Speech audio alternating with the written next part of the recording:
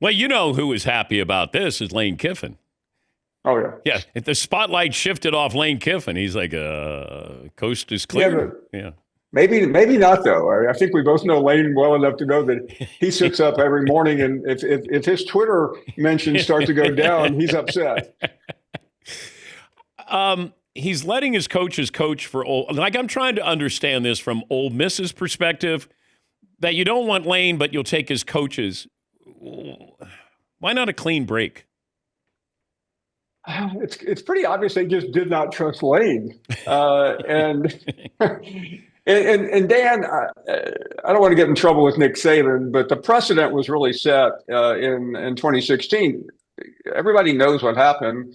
And Kiffin was on the Alabama staff. He got hired by Florida Atlantic, and he remained. But he did such a poor job. I had several people come up to me this weekend in Atlanta and say, "Yeah, I was on the field with Kiffin, and Kiffin. I mean, during a practice, not after practice, not during warmups. Kiffin's over there in the corner on the phone trying to get his coaching staff together. He was not paying attention. And Saban got so fed up, he fired him. But then Saban was out there saying, oh, Lane should be at Ole Miss.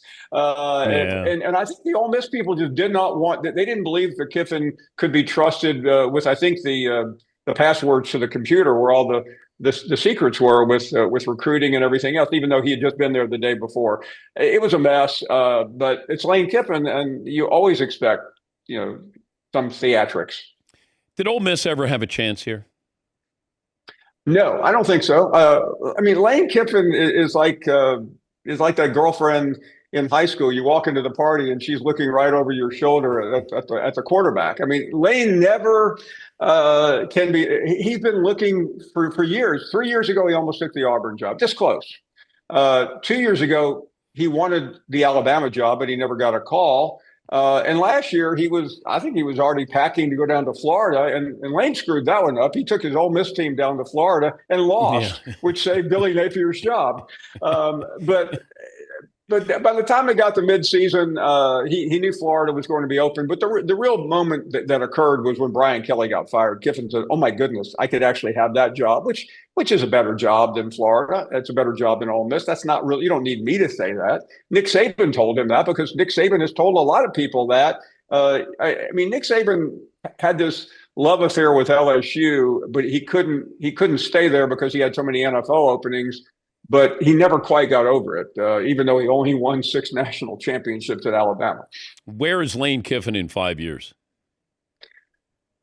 He might still be in LSU, but he's going to have to win a national championship. But I would think ultimately he'll move on.